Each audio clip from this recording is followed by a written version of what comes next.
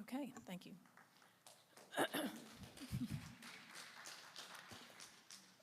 Well, it's back to me. And I respect my colleagues here and the research they've done.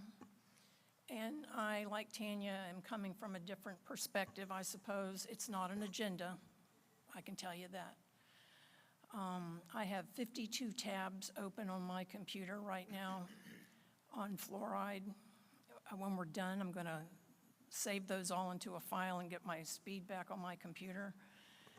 And I'm just going to go down some of these. They're not in any particular order. But Gerald, you asked about the harm. This is what the court document said on page 79. Fluoridation poses an unreasonable risk of reduced IQ in children. This was a study done only on the brain and neurotoxicity. It wasn't done on anything else.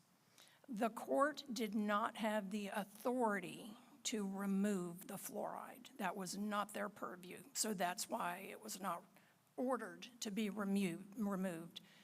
That was not theirs to do. The summary of the trial had under oath the experts with the EPA and the CDC, and they have clearly stated that there is no benefit with ingestion of fluoride. These are our public health agencies. That's what they stated under oath. Video, undisputable.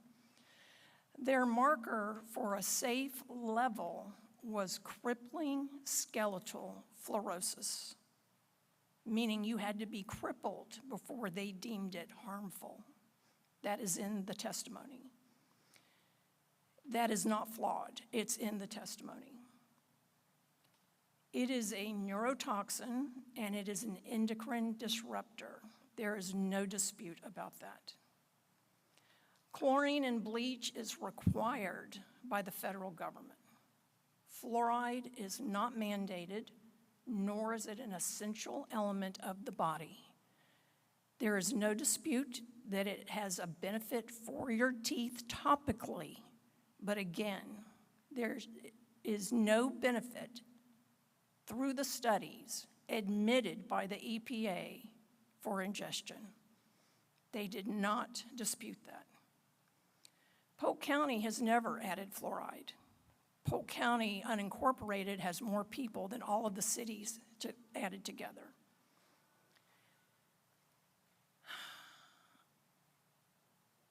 We came away from this experience with different views, obviously. What I know now is that I am leaning, obviously, towards the no fluoridation for health. Doc, your skin cancer, I understand. And I wouldn't drink fluoride either because it can be an aggravator and an accelerator.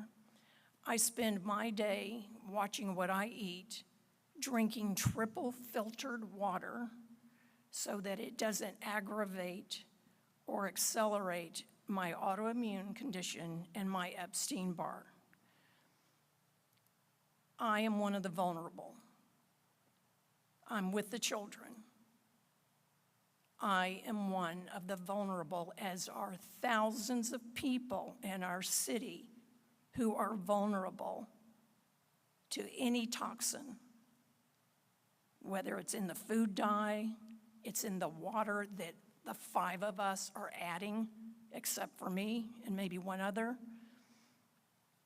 We have to be careful. We pay attention. I don't want my condition to turn into Parkinson's or lupus or MS. I'm this close. I am one of the vulnerable. Why do we discount medical professionals? Well, it depends on which class you're looking at, because there are plenty of medical professionals, including Nobel Peace Prize scientists and doctors, that have been talking about this for years. So it just depends on what you're reading. And there's no surprise there because we know how studies, media can always manipulate things to fit an agenda. Kidney patients, autoimmune conditions, brain health, pregnant women, children. The EPA did not dispute that this is a neurotoxin. One of the doctors said in a news clip after the last meeting that fluoride is not harmful. That is absolutely and simply not true.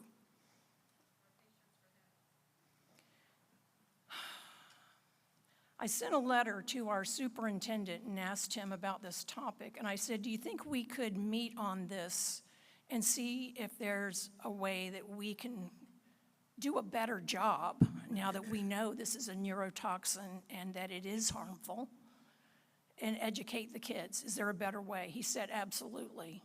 I have a meeting April 2nd, no matter how this goes, because the state probably will remove it. Because the state believes, like I believe, that you have a choice and that we should not be making that choice for you.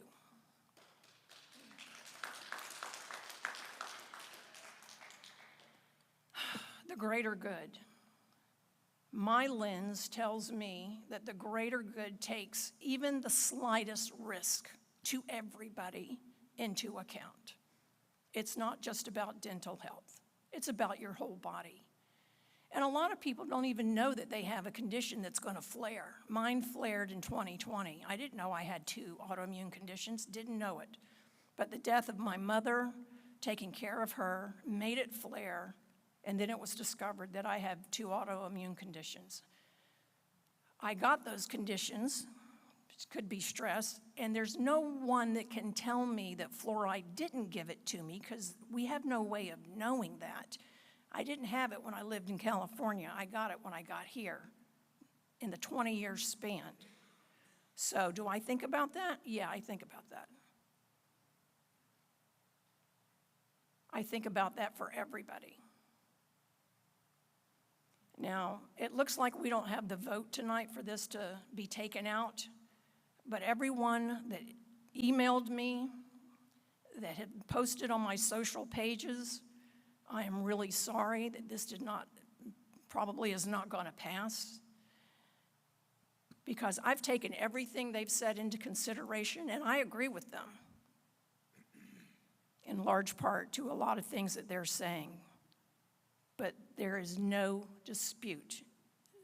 Fluoride in the water, which is not naturally occurring, that's not the one we're talking about.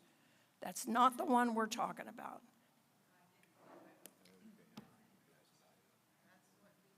Okay, please. I believe a person has a fundamental right to choose for themselves what is right for them and their family regarding their health, and I should not be making that choice for them. You don't know my health, and I don't know yours. So I encourage everyone, if you want to know more about this topic, go watch the summary of the trial. That is the truth. There's nothing flawed there. That is the truth. Everything there was based on these studies that were not flawed. Now, that's probably enough.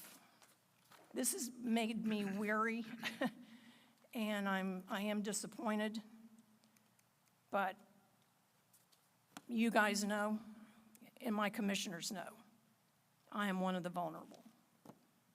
And with that, I guess we need a motion.